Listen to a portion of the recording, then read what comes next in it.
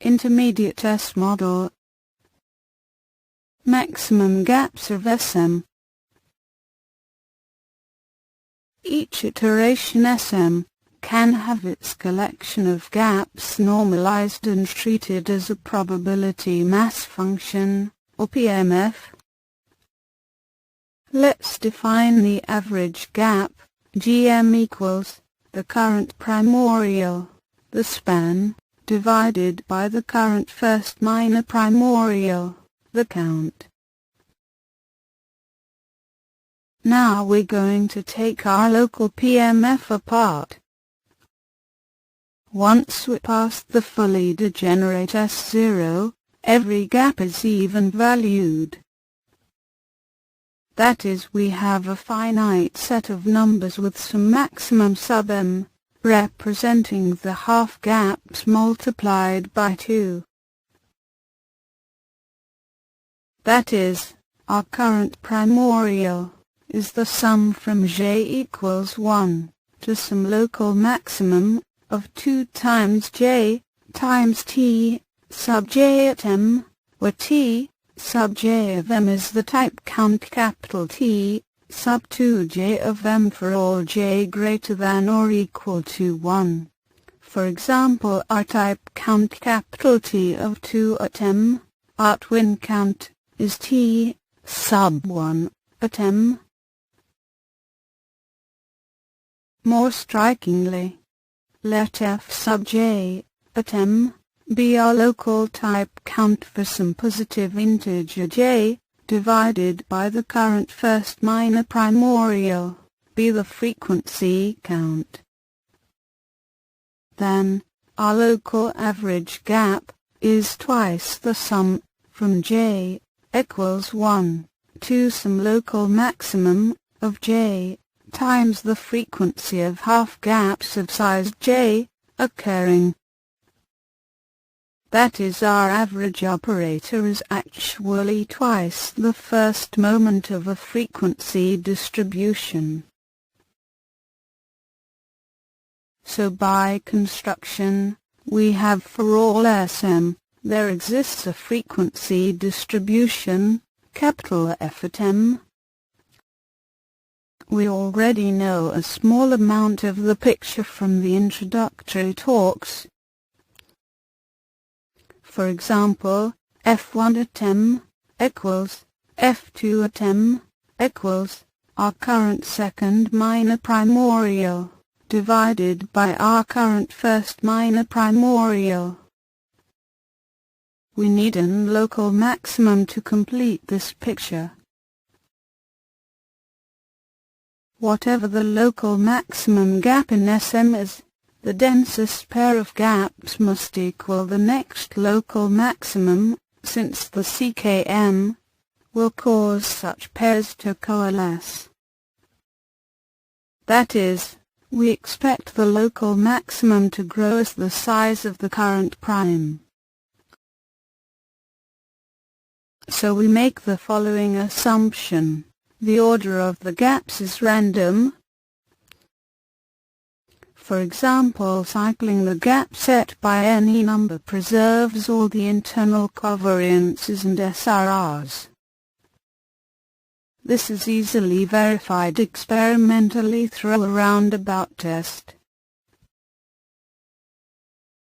The first certified composite in Sm is Rnx prime squared, and nature does not care which gap is on either side. The only criteria is, on average, the surrounding gaps are the same size.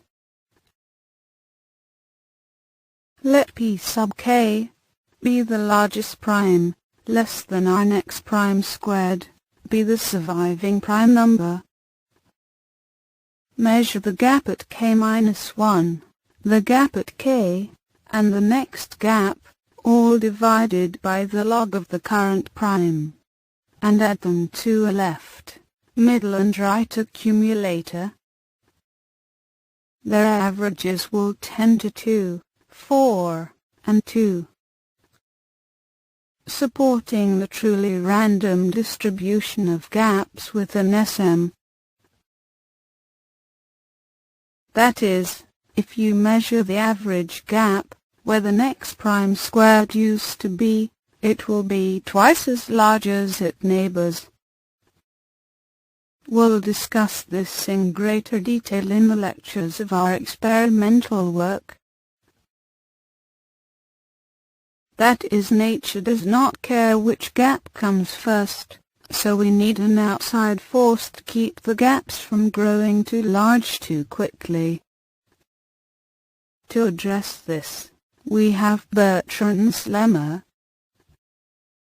This was proved in 1850 by Chebyshev and says, for every prime p greater than or equals to, there is at least one prime, p sub o, with b less than p sub o, less than 2p.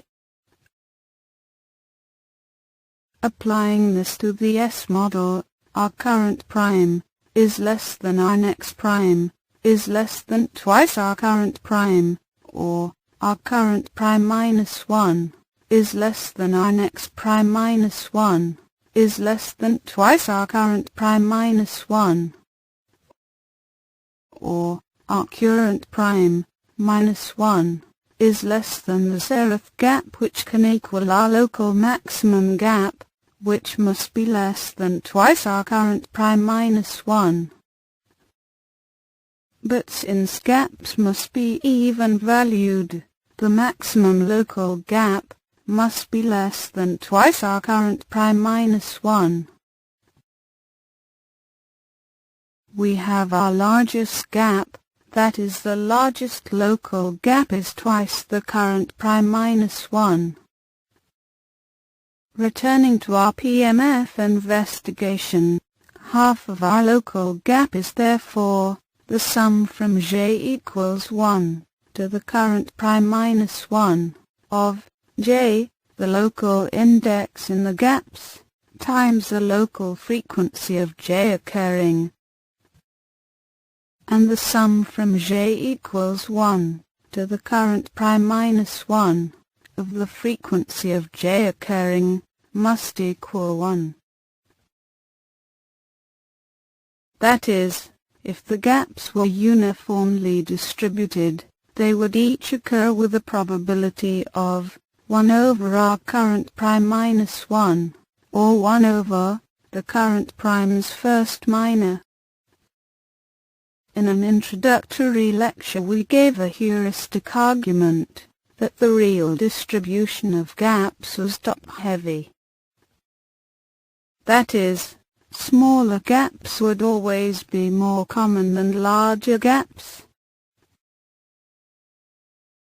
It is actually trivial to show the last current first minor primordial is less than the current second minor primordial is less than the current first minor primordial. Proceeding by induction, looking at the left-hand side, we can check the first few values. Assume the last current first minor primordial is less than the current second minor primordial.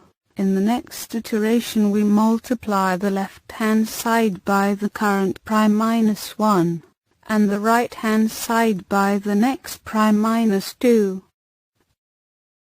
But the next prime is greater than or equal to our current prime plus 2, so our next prime minus 2 is greater than or equal to our current prime, which is greater than or equal to our current prime minus 1. Therefore the current first minor primordial is always less than the next second minor primordial. From this we can conclude that the previous first minor primordial divided by the current first minor primordial, which equals 1 over the current prime minus 1, is always less than the current second minor primordial, divided by the current first minor primordial, is always less than 1. Or said another way, twin, cousin and sexy gaps, will always occur with a frequency greater than whatever the local average is. This predicts that choosing a prime at random, though on average, the gap will vary as the natural log of the prime. Surprisingly, most of the time, that is, occurring greater than 50% of the time, the measured gap will be less than the expected mean. And this is indeed the case. So the S model plus random predicts twice the local average gap where the prime square used to be. It also predicts, if you randomly sample a prime and measure its gap, most of the time, that is, greater than 50% of your measured gaps will be smaller than expected mean, the natural logarithm of the current prime. In the next video, we will probe an internal structure of the S model we call the backbone, the expectation of member counts below a number. We use this to show constructively the Lage integral, Li of x, is the best possible estimator for the primes. For more information, please see the next lecture, or Google multiplication modulo n along the primorials, with its differences and variations applied to the study of the distributions of prime number gaps.